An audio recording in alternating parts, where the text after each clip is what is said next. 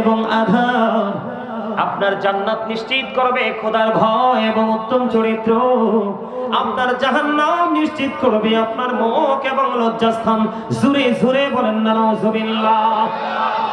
এই জন্য আপনার আমার প্রাণের নবী তিনি বলে দিয়েছেন, দুই সোয়ালের মধ্যখান এবং দুই রানের মধ্যখানের দায়িত্ব যদি নিতে পারো, আমি নবী কথা দিলাম রে, তোমার জান্নাতের দায়িত্ব নিয়ে নিব।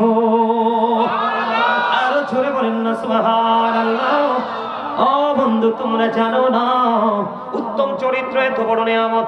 ও বন্ধু, এটা হলো ক্যারেক্টার, গুড ক্যারেক্টার সম্পূর্ণ পিপল এন্ড পারসন। বন্ধুরে আমার, উত্তম চরিত্রবান মানুষের তুলনা কোনো কিছু দিয়ে হয় না। আপনাকে উত্তম চরিত্রবান হতে হবে বন্ধু। আল্লাহর হাবিব সরকারে মদিনা তিনি জানিয়ে দিয়েছেন, এই পৃথিবীর বুকে ওই ব্যক্তি হলো সর্বশ্রেষ্ঠ চরিত্রবান। ও বন্ধু, ওই মানুষটা হলো সর্বশ্রেষ্ঠ মানুষ, যে ব্যক্তিটা চরিত্রের দিক দিয়ে সর্বশ্রেষ্ঠ। আপনার সমাজে টাকাওয়ালা হইলেই বন্ধু সবচেয়ে ভালো বড় নয়। আপনার সমাজের মধ্যে সবচেয়ে ধনী হইলে বন্ধু সবচেয়ে বড় নয়। সবচেয়ে বেশি সুশিক্ষায় শিক্ষিত হলে, ও বন্ধু, আপনি জানেন সে সুশিক্ষায় শিক্ষা অর্জন করেছে, শিক্ষিত হয়েছে, কিন্তু তার চরিত্র ভালো না, সে কখনোই বন্ধু দামি হতে পারে না। ওই মানুষটা আল্লাহর কাছে সবচেয়ে দামি, যার চরিত্র সবচেয়ে বেশি ভালো। জোরে কন্যা সুবহানাল্লাহ। আমি আপনাদেরকে বলি, আমাদের নৈতিক চরিত্রের অবক্ষয় হয়েছে, সামাজিক চরিত্রের অবক্ষয় হয়েছে, শিক্ষার যে আদর্শ সেই নৈতিকতার অবক্ষয় হয়েছে। সব কিছুর অবক্ষয় হওয়ার, অবনতি হওয়ার কারণ একটাই বন্ধু, আমরা ইসলাম থেকে দূরে চলে গেছি। কথা বলেন না কেন? আল্লাহর হাবিব সরকারে মদিনা তিনি বন্ধু জানিয়ে দিয়েছে, আমার দিকে তাকান বন্ধু, হৃদয় উজাড় করে শুনুন। আপনার আমার প্রায় নবী তিনি জানিয়ে দিয়েছেন, উত্তম চরিত্র এমন একটা নিয়ামত। মানুষ বন্ধু বরফে পানি লাগলে যেমনি বরফ গলে শেষ হয়ে যায়, একটা মানুষের উত্তম ভালো চরিত্রের কারণে তার সমস্ত গুণাগুলি সেমনি শেষ হয়ে যায়। সুবহানাল্লাহ, একটা মজা হয় না তো? আরো জোরে, আরেকটু মহব্বতে ওয়াজ করতেছি আমি, মনে হচ্ছে ক্লান্ত হচ্ছেন আপনারা। এটা কি উচিত হইল? এটা উচিত হইল? এটা কখনোই উচিত নয়। উচিত বন্ধুরে আমার, আল্লাহর হাবিব অত্যন্ত সুস্পষ্ট ভাবে আমাদেরকে জানিয়ে দিয়েছেন, কত সহজ। দেখেন, উত্তম চরিত্রটা এত বড় নিয়ামত। আপনারা দেখেন না, মাছের মধ্যে যখন বরফ দেয় লম্বা সময়, আমার একটা পাগল ভক্ত আছে বন্ধু, প্রায় সময় কক্সবাজার বিমানবন্দর তার বাসা, ওখান থেকে ইলিশ বা চিংড়ি ধরলে ককশিটে করে বরফ দিয়ে আমার কুমিল্লা পাঠায়। ককশিটের মধ্যে যতক্ষণ পর্যন্ত বরফ থাকে বন্ধু, তখন বরফটা গলে না। বের করে যখন এই ডিশের মধ্যে রেখে একটু পানি যখন ছিটিয়ে দেওয়া হয়, সঙ্গে সঙ্গে সেটা গলে পানি হয়ে যায়। আপনার আমার প্রাণের নবী এটার সাথে আপনাকে তুলনা করেছে সহজভাবে বোঝার জন্য। উত্তম চরিত্র মানুষের জীবনের সবগুলো গুনাহকে এমন ভাবে ধ্বংস করে, এমন ভাবে নিশ্চিহ্ন করে দেয়। পানি, বরফের মধ্যে পানি লাগলে যেমনি বরফ শেষ হয়ে যায় গলে গলে, উত্তম চরিত্র মানুষের জীবনের সবগুলো পাপকে ধ্বংস করে দেয়। জোরে জোরে বলুন না সুবহানাল্লাহ। এবার আসেন বন্ধু, অসৎ চরিত্র। কি চরিত্র? অসৎ চরিত্র মানুষের মধ্যে আছে না নাই? অসৎ চরিত্রের মেসালটা নবীজি এমন ভাবে দিয়েছেন বন্ধু, অসৎ চরিত্র, ক্যারেক্টারলেস পিপল বা পারসন যাই বলি বন্ধু, এরা হলো সমাজের সবচেয়ে বড় বাড়ি বোঝা। আমার আপনার প্রাণের নবী বলেছে, মধুর মধ্যে সিরকা পড়লে যেমনি ভাবে মধুর অস্তিত্ব নষ্ট হয়ে যায়, মধু যেমনি ভাবে নষ্ট হয়ে যায়, মধুর মধ্যে সিরকা পড়লে মধু যেমনি ভাবে বন্ধু, সিরকা যেমনি ভাবে মধুর অস্তিত্বকে নষ্ট করে দেয়, ঠিক তেমনি ভাবে অসৎ চরিত্র মানুষের জীবনের পবিত্র আমলগুলোকে তেমনি ধ্বংস করে দেয়। জোরে জোরে বলেন নাউজুবিল্লাহ।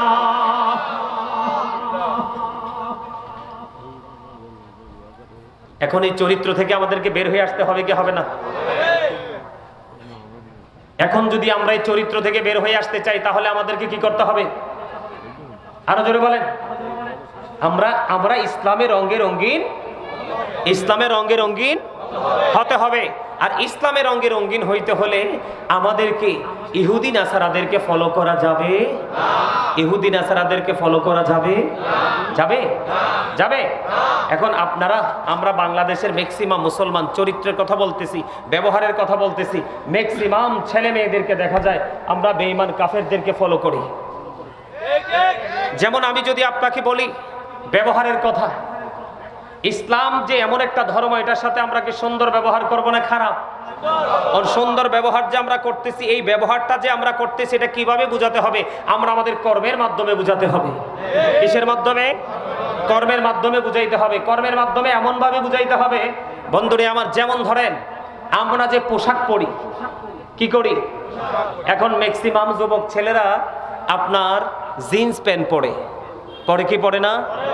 আপনার যখন তারা নামাজে যায়, ধরেন গেঞ্জি পরে গেল, শার্ট পরে গেল, তারা যখন নামাজে যায় রুকু দেয়, পিছনের কাতার থেকে আপনার আরেকজন কিন্তু চাইয়াই দেখে, তার পিছন দিক দিয়ে লজ্জাস্থানটা দেখা যায়। আছে না নাই? আরো জোরে বলেন, আছে না নাই? এটা হাদিস শরীফ দ্বারা প্রমাণিত, আল্লাহর কোরআন দ্বারা প্রমাণিত। এই পোশাকটা ইমানদারের জন্য কখনোই বৈধ নয়। এদিকে তাকান, আমরা পোশাক পরতে হবে উপর দিয়ে নাভি বরাবর অথবা নাভির উপরে, নাভি বরাবর অথবা নাভির উপরে। কি শির উপরে? নাভি বরাবর অথবা নাভির। আর নিচের দিক দিয়ে থাকতে হবে টাকনোর উপরে। এখন কি এই ধরনের পোশাক পরা কি আমাদের মধ্যে আছে? ম্যাক্সিমাম যুবককে দেখবেন উপর দিয়েও নাভির নিচে, নিচি দিয়েও। ব্যবহারটা কি ভালো হলো? কেন হলো না? কারণ আমরা সেই দিনের শিক্ষাটা না থাকার কারণে, রাসূলের সেই আদর্শ আমরা ধারণ করতে না পারার কারণেই আজকে আমাদের এই দুর্ব্যবহার। ঠিক কিনা বলেন? আর এটার জন্য কি ক্ষতি অন্যের হবে না আপনার আমার নিজেরই হবে? আরো জোরে বলেন। সূরা ইউনূসের 44 নম্বর আয়াতে আল্লাহ রাব্বুল আলামিন স্পষ্ট করে বলে দিয়েছেন, আল্লাহ আল্লাহর বান্দার উপর জুলুম করে না, অত্যাচার করে না, বান্দা নিজেই নিজের উপর অত্যাচার করে। নাউজুবিল্লাহ বলবেন না? আরো জোরে বলেন। এটা কি এটার মধ্যে কি কোনো সন্দেহ আছে? আরো জোরে বলেন, আছে? মানুষ নিজে নিজের উপর কি করে? জুলুম করে, অত্যাচার করে। আর জালেমদেরকে আল্লাহ পছন্দ করে না, ভালো বাসে না, তাদেরকে আল্লাহ রাব্বুল আলামিন সঠিক পথ দেখায় না। সম্মানিত উপস্থিতি, আমাদের দুর্ব্যবহারের শেষ নাই। কি আমাদের দুর্ব্যবহারের শেষ আছে? আপনি দেখবেন আমাদের সমাজের মধ্যে মা বাপ বিয়ের পরে বিশেষ করে ছেলে কর্তৃক যে নির্যাতিত হয়, এটা আমাদের বাংলাদেশের এমন কোন জায়গা বাদ নাই যে বাবা মা লাঞ্ছিত হয় না। হয় কি? যেমন আমার আত্মীয় স্বজনের মধ্যে অনেক আছে, মা ঘরে বসে আছে, অসুস্থ হয়ে পড়ে আছে, হাঁটতে পারে না, চলতে পারে না, মায়ের খবর রাখে না, বাবার খবর রাখে না, ওরা কিন্তু বউ সন্তানদেরকে নিয়ে মন মতো করে চলাফেরা করতেছে। এটা কি সুন্দর ব্যবহার? আরো জোরে বলেন। আবার দেখা যায় আমাদের মধ্যে আপনার কারো সাথে কারো যদি ব্যক্তিগত দ্বন্দ্ব থাকে, কি থাকে?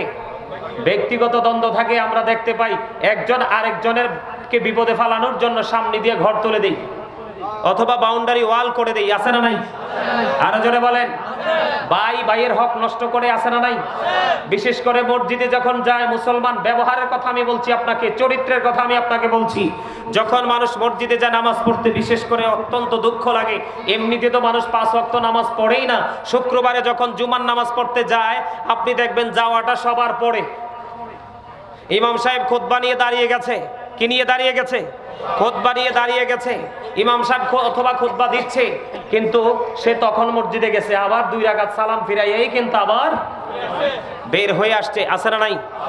এমনি করে করে করে করে আমাদের ব্যবহার যে এত দূর ব্যবহার হয়ে রূপান্তরিত হয়েছে। আপনার আগে আমরা ছোটরা দেখলে মুরব্বীদেরকে সালাম দিতাম, এখন কি মুরব্বীরা সালাম দেয় না, ছেলেরা সালাম দেয়? দেখছেন নি? দেখছেন আপনাদের এলাকায়ও এটা চলতেছে। মুরব্বীর আগে সালাম দিতে হয়, সালাম দিলে এই ছেলেরা সালামের জবাব দেয় কিনা এটা আল্লাহই ভালো জানে। আছে না নাই? আমাদের দুর্ব্যবহারের শেষ নাই। সম্মানিত উপস্থিতি, আল্লাহ রাসূলের শিক্ষা হলো মানুষ মরে গেলে তার জানাজা অংশগ্রহণ করো, বিপদে পড়ে ডাক দিলে তার ডাকে সাড়া দাও। ঠিক কিনা বলেন? এখন এতটাই কমার্শিয়াল হয়েছে, জানাজা যাওয়ার তো সময় নাই, যদিও যাই আমরা তার মাটি দেওয়ার সময় নাই, দোয়া করার সময়। এমনি করে করে করে করে করে আমাদের সবগুলো পৃথিবীর দৃষ্টিভঙ্গি থেকে, ইসলামী দৃষ্টিভঙ্গি থেকে দুনিয়া আখিরাতের যত উত্তম জায়গা আমাদের দরকার, উত্তম ব্যবহারের দরকার, উত্তম চরিত্রের দরকার, একটাও আমাদের মধ্যে নেই। ঠিক কিনা বলেন? এটার কারণ হলো একটা জিনিস। মোবাইলটা কই? আপনাদের কাছে মোবাইল আছে না? একটা, এটা হলো মোবাইল। বলে হুজুর মোবাইলটা তো খারাপ কেন? মোবাইলের মধ্যে দেখবেন হুজুরদের ওয়াজ মানুষ শুনতে চায় না, ভালো কথা মানুষ শুনতে চায় না। আজকে যদি এখানে আপনাদের এখানে যদি আমাদের দেশে অনেক বক্তা আছে, বাউল আছে না নাই, ওই সমস্ত বক্তা যদি আজকে এখানে আসতো, মানুষ জায়গা হতো না। কথা বলেন না কেন? জায়গা হইতো? এমনি করে করে আপনারা অতটা বোকা না যে আপনাদেরকে সবকিছুই আমি ভেঙে ভেঙে বলতে হবে। কথা বলেন, এই প্রত্যেকটা জায়গা কি নষ্ট না? আপনি সমাজ বলেন, ঘর বলেন, ব্যক্তি জীবন বলেন, পারিবারিক জীবন বলেন, সামাজিক জীবন বলেন, মানে যেখানেই আপনি যান প্রত্যেকটা জায়গায় ব্যবহার এবং চরিত্র দুইটাই কি হয়ে গেছে? ধ্বংস হয়ে গেছে। আছে না নাই? আরো জোরে বলেন। বন্ধুরে আমার,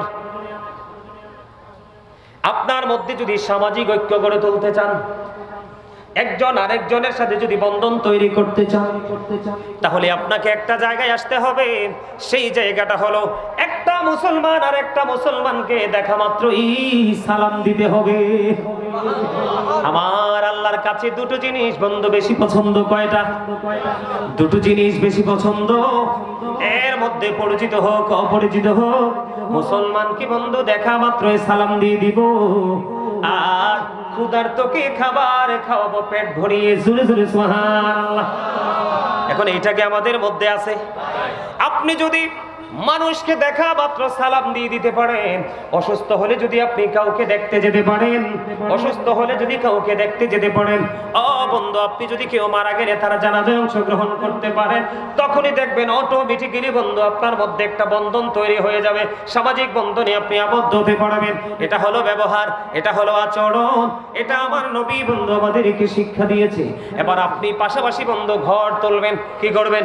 আপনি পাশাপাশি ঘর তুলবেন। আল্লাহর হাবিব আপনাকে আমাকে জানিয়ে দিয়েছে, ও বন্ধু আপনার বাড়িতে বহুতল ভবন করবেন, আপনি ধরেন 5 তলা 10 তলা, মিনিমাম 50 থেকে 70 বা 100 বছরের গ্যারান্টি আছে না নাই? আপনি ঘর তুলবেন। ঘর যখন তুলতে যাবেন, আপনার বাড়ির আঙিনায় আছে একজন গরিব মানুষ। ওই গরিব মানুষ সে তার জীবনে কোনোদিন ঘর উঠাতে পারবে না, বিল্ডিং করতে পারবে না বন্ধু। এখন আপনি যদি আপনার যে ডিজাইন করেছেন, প্ল্যানিং করেছেন, আপনি আপনার প্ল্যানিং মোতাবেক যদি ঘর তুলেন, ওই গরিব মানুষটার অনেক বড় বিপদ হয়ে যাবে। ও বন্ধু, আপনার সুবিধাটা যেমনি চিরস্থায়ী ভাবে হয়ে যাবে, ওই ব্যক্তিটার অসুবিধাটাও কিন্তু চিরস্থায়ী হবে। কথা বলেন না কেন? ইসলাম আমাদেরকে এমন শিক্ষা দিয়েছে, আপনি বহুতল ভবনটা যখন করবেন, বড় ভবন আপনি যখন বানাবেন, আপনি বড় ভবনটা বানাইতে যখন যাবেন, বানাইতে যাওয়ার আগে আপনি আপনার পাশের যে ঘর, ওই ঘরের মালিকের সাথে পরামর্শ করেন, ভাই আমি এমন ভাবে ঘর উঠাবো, তোমার কোনো অসুবিধা হবে কিনা, আপত্তি হবে কিনা? ওই ব্যক্তি যদি আপনাকে তার মনের দুঃখ শেয়ার করে, বন্ধু তুমি এইভাবে ঘর উঠাইও না, উঠাইলে আমার অসুবিধা হবে, বন্ধু তাহলে আপনাকে প্ল্যান চেঞ্জ করতে হবে। এটা হলো নবীজির শিক্ষা, এটা হলো ইসলামের শিক্ষা। আমাদের মধ্যে এই শিক্ষাটা কি করতে হবে? প্রতিষ্ঠিত, বাস্তবায়ন করতে হবে। সূরা বলেন না সুবহানাল্লাহ। ব্যবহার যদি আপনি সুন্দরভাবে করতে পারেন, আপনার জীবন ধন্য হয়ে যাবে। হাদিস শরীফের মধ্যে এসেছে, হযরত আবু হুরায়রা রাদিয়াল্লাহু তাআলা আনহু থেকে হাদিস কানা বর্ণিত, আপনার আমার প্রাণের নবীকে একজন প্রশ্ন করলেন, ইয়া রাসূলুল্লাহ, ওই ব্যক্তিটা অনেক বেশি দান সদকা করে, নামাজ পড়ে, কিন্তু তার ব্যবহার ভালো না, আচরণ সুন্দর না। আল্লাহর হাবিব জানিয়ে দিয়েছেন তিনি জাহান্নামী। নাউযুবিল্লাহ বলেন না। তিনি কি? আরেকজন মহিলার দিকে ইশারা করে বললেন, আরেকজন মহিলার দিকে ইশারা করে বললেন, ইয়া রাসূলুল্লাহ, ইয়া হাবিবাল্লাহ, ওই মহিলাটা তিনি অনেক বেশি ইবাদত করতে পারে না, অনেক বেশি দান সদকাও করতে পারে না, কিন্তু ইয়া রাসূলুল্লাহ, ইয়া হাবিবাল্লাহ, নবী গো, তার ব্যবহার এত সুন্দর, তার ব্যবহার এত মিষ্টি, তার এই ব্যবহারে মানুষের কলিজা ঠান্ডা হয়ে যায়, মানুষ শান্ত হয়ে যায়, মানুষ শীতল হয়ে যায়। এই ক্ষেত্রে আল্লাহর হাবিব সঙ্গে সঙ্গে বলে দিয়েছেন সে জান্নাতি। আরো জোরে বলেন সুবহানাল্লাহ। আমরা এই শিক্ষাটা অর্জন করতে পেরেছি কোত্থেকে? আমার নবীর কাছ থেকে। এই জন্য বন্ধু আমরা ইহুদি নাসারাদেরকে ফলো করব না, বেঈমান কাফেরদেরকে আমরা ফলো করব না। যদি আমরা এমনি ভাবে বেঈমান কাফের মুশরিকদেরকে ফলো করতে থাকি, আমাদের জীবন দুনিয়া থেকে মৃত্যু পর্যন্ত, জীবন থেকে মরণ পর্যন্ত আপনার আমার দুনিয়াও শেষ হয়ে যাবে, আখিরাতও শেষ হয়ে যাবে। আল্লাহ কোরআনে বলেছেন ইন্নাল কাফিরিনা কানু লাকুম আদুওয়াম মুবিনা। আল্লাহ বলেছেন the heretics are the eternal enemy of the believers. আল্লাহ বলেছেন ঈমানদারদের প্রকাশ্য শত্রু হলো বেঈমানেরা। আমাদের চুল কাটার স্টাইল ইহুদি স্টাইল, দাড়ি, ইহুদিরা তো দাড়ি ডিজাইন করে, আমাদের দাড়ি কি বেয়াজ্জতি করতেছে, কিন্তু আমরা মনে করতেছি এটা ডিজাইন, আমাদের দাড়িকেও সেটা করতেছি। আপনারা তো নিশ্চয়ই এখানে যারা আছেন সেলুনে যান না? কথা কয় না। সেলুনে যান কি না? চুল দাড়ি কাটার জন্য যান না? যাওয়ার পরে কি দেখেন? কোন মুসলমানের ছবি দেখছেননি? আসেনি? সব বিদেশি শয়তানের ছবি। আমি একবার সেলুনে গেছি চুল ছোট করার জন্য, যাওয়ার পরে দেখি এক বাবা কত সুন্দর ছেলে, ছেলেকে নিয়ে ঢুকছে, ঢুকে বলতেছে হুজুর ওইটার মতো চুলটা কাটিং দিয়ে দেন। যে এত নষ্ট জায়গা আমরা নিজেরা তৈরি করে নিচ্ছি, সেটা এটা ইসলামের আইন থেকে, বিধান থেকে দূরে যাওয়ার কারণে। কথা বলেন না কেন? মা আয়েশা সিদ্দিকা রাদিয়াল্লাহু তাআলা আনহা থেকে হাদিস বর্ণিত, তিনি জানিয়ে দিয়েছেন আল্লাহর হাবিব সরকারে মদিনা তিনি বলে দিয়েছেন, বন্ধু উত্তম ব্যবহারের কারণে যেই বিষয়টা সহজ হয়ে যায়, শক্ত আচরণের কারণে সেই বিষয়টা শক্ত হয়ে যায়।